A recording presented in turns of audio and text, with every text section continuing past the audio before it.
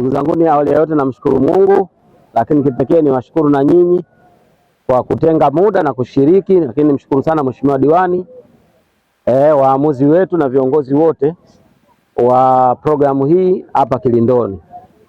Mimi nimekuja tu kuwasalimia baada ya kupata taarifa kwamba kuna jambo hili linaloendelea hapa ambalo lilianza wakati mimi niko safari nje ya nchi, lakini nimerudi leo, nimekuja kuona kama hatua ya mchujo ya kupata mtu wa kwanza au mshindi wa kwanza na wa pili kituo hiki cha Kilindoni, na mshindi wa kwanza na wa pili kituo cha Dongo tayari.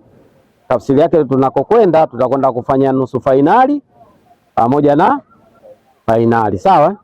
Lakini kimsingi timu hizi hapa ina maana ndo zimesha qualify. Kama isipocheza fainali itacheza nusu fainali, sio? Au itacheza nusu fainali baadaye mtakuja kucheza fainali, au sio? Lakini nimepewa taarifa kwamba bwana, haya ni ya kuhamasisha mambo ya NIDA na vitu kama hivyo, sio? Kwa hiyo jukumu letu kubwa sana ni kuhamasisha na kuelimisha. Lakini Mheshimiwa Diwani hapa akaniambia bwana, hakuna zawadi. Angaambia sasa mashindano ambayo hana zawadi yanakuwa kama anapoteza mvuto kidogo, sio sahihi ya mjini, sawa? Kwa hiyo tutapiga vibe moja la kufa mtu, unaona? Najaribu kufikiria zawadi gani ambayo kidogo itakuwa na mvuto wa aina yake. Sasa sijajua nusu fainali ni lini na fainali ni lini.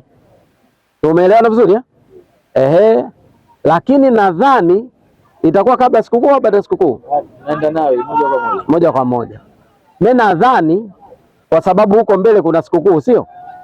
Kwa hiyo mshindi wa kwanza akipata ng'ombe kwa ajili ya Idi, mnaonaje? Kwa hiyo mshindi wa kwanza tutatoa ng'ombe kwa ajili ya Idi, sawa? Mshindi wa pili tutoe mbuzi kwa ajili ya Idi, sawa? Mshindi wa tatu tutatoa kilo 50 za mchele kwa ajili ya nini? Ya Idi. Na mshindi wa 4 tutatoa kilo 30 kwa ajili ya nini? Ya Idi, sawa? Kwa hiyo mtaziweka mpaka wakati wa nini? Wa Idi, sio wakati wa finali. Finali tutatoa hizo. Hiyo tunaenda kuandaa wenyewe. Mtaenda kuandaa wenyewe huko kwenye. Sawa? Mimi nilidhania tukiiweka hivyo itatengeneza kidogo hamasa na ile siku ya Idi. Nichomekee na mimi. Waamuzi. Na waamuzi nao watakuwa na zawadi yao, sio? Hao tutawapa hela.